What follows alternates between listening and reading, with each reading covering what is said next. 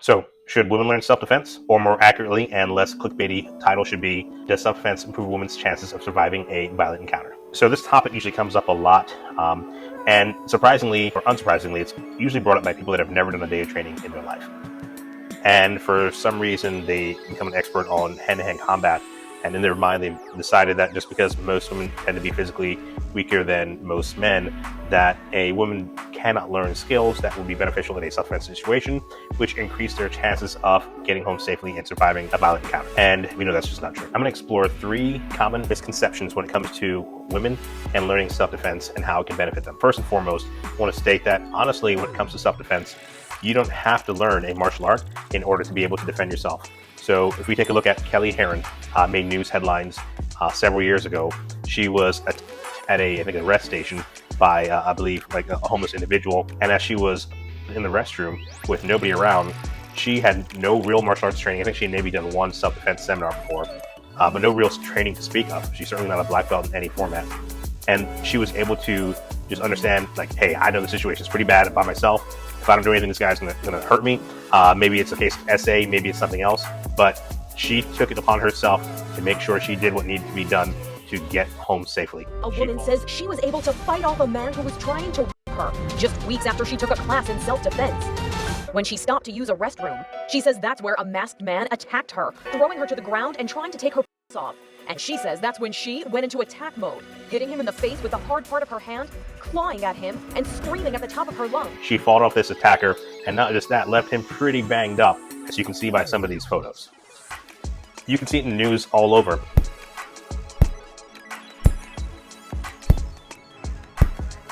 There are cases every single day of not just women, but certainly women and men being assaulted by individuals, not having any specific training in terms of martial arts or self-defense, and they're able to defend themselves against the person. Now, of course, yeah, they may get hurt, they may hurt the other individual. A lot of things may be up in the air in those situations, but at the end of the day, you don't need to know martial arts to know how to fight and protect yourself. Martial arts just enhances your chances of getting out of there as quickly as possible with minimum amount of damage dealt to you.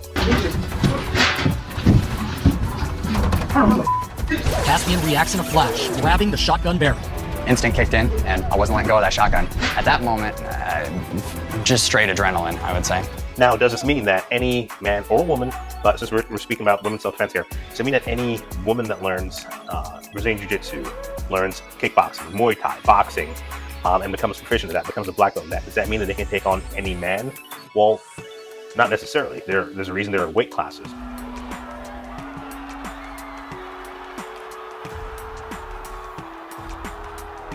But generally speaking, the goals of sport fighting and martial arts training tend to be a little different when it comes to just basic self-defense and learning how to protect yourself in a violent situation. Let's take a look at these 3 misconceptions when it comes to self-defense for women. Misconception number 1. Misconception is that this is now a UFC or World Heavyweight Championship boxing title online when it comes to women's self-defense, and that's not true.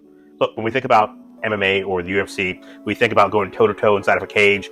You're going for 3 or 5-minute rounds. Right, you've got to be able to distance, you got to be able to pace, you got to be able to throw punches, kick, move, make angles, you got to be able to grapple. And in reality, this is not that. You're not looking to go toe-to-toe with an individual. So typically in these scenarios, you're looking to just have enough skills that if somebody grabs you, somebody puts their hands on you, somebody tries to assault you, you know how to defend that and then disengage as quickly as possible. This is vastly different than the rules you typically see in UFC and boxing and most combat sports, because with those combat sports, they teach prolonged engagement, right? You're in a confined space and you have to engage with an individual. There are no weapons, right? There's a basic time limit, there's referees.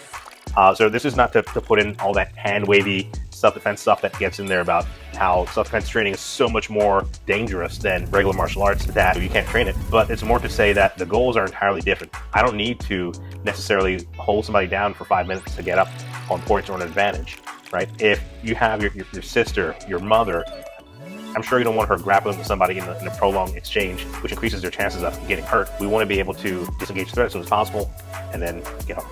So while no doubt there's somebody typing away furiously in the comments talking about how the UFC prepares you for ultimate combat, even UFC fighters have gotten into altercations outside the ring and gotten into some bad situations where they've got hurt. One-punch deaths are incredibly common in street fights. Someone gets hit, they go down, their head hits the concrete, and they don't get back up. So we have to understand there's merit to training in the aspect that's outside the ring, outside the cage, understanding that there is no referee coming to save you. So while you have people like Bas Rutten, who I would let have my back any day of the week, there are some other UFC fighters where I would probably not. Number 2, awareness is the key, right? So for most people in this modern culture, we all leave work or the gym and we're nose deep in our phone, which, we're looking at social media, looking at the latest posts, whatever, going through our reels. And the reality is when we do that, we mimic prey culture. So the majority of self-defense training is not in terms of, being able to kick a punch. Yet all that stuff is really good, but more so it's knowing your environment, knowing your situation, knowing what's around you. So after teaching self-defense for almost 20 years now, I've had people ask me all the time, like, oh, how often do you get in fights? How often do you do this or that? And I tell them all the time, like, I use my training and I do it every day, right? Because I'm not waiting for someone to be in my face and then throwing a kick or throwing a punch. I'm scanning my environment as soon as I'm out in a transition space, right? So I'm leaving work, I'm leaving the gym, right? That's the most likely time when things are going to go down, when you're in a transition space. I'm scanning them around me. I'm not nose deep in my phone. I'm seeing what potential threats are. I walk into a room, you're assessing the danger, you're seeing where the exits are. Basic situational awareness is really where the meat and potatoes of self-defense is. You've already got your mental map. You already got your game plan of where you want to go. If you're waiting for that moment in time where a ninja comes out in a puff of smoke and grabs you from behind and puts you in a body lock, well, you made a lot of mistakes to that point. It's going to be really hard to defend that situation, and that's a reality. Instead, what we want to think about is before that ninja comes out of nowhere and grabs us, right? We're walking out, we're scanning, or better yet, if it's a situation where I feel that I'm really uncomfortable going out by myself, don't, right? Take the person with you, right? That's basic common self-defense perspective. Don't put yourself in vulnerable situations on a consistent basis, because on a long enough timeline, everybody's survivability drops to 0 if we make bad decisions regularly. So making physical contact is a last resort rather than our first resort. Generally speaking, attackers typically seek out what they consider people to be prey. They're not looking for the biggest and baddest person to fight. So if we take a look at kind of the animal kingdom, right? Usually lions, they're not chasing the biggest, baddest, wildebeest, right? They're looking for the sick, they're looking for the weak, they're looking for the young that they can take, cut off from the herd and have an easy W, right? So what we're looking to do is basically let them know that we're a hard target. They're better off looking somewhere else. So what does this mean? Does this mean that self-defense training for women, whether it's jiu-jitsu, whether it's boxing, whether it's Muay Thai, Krav Maga, does that mean that now they're going to be able to go confidently and never have to worry about being attacked? Absolutely not. Right? It means that we just gave them additional tools that were something to happen in a dynamic environment, such as out in the streets, as my buddy Eli Knight would say, then they have tools that they can use to address the danger. I'd feel much more confident sending any female in my life out with the skill sets that they need to defend themselves rather than not giving them any skill sets that they need should something occur. But maybe I'm wrong. Maybe you got it all figured out. Let me know what you're thinking in the comments. If you had similar situations to this, what have your experiences been? All right. Thanks for watching. Peace.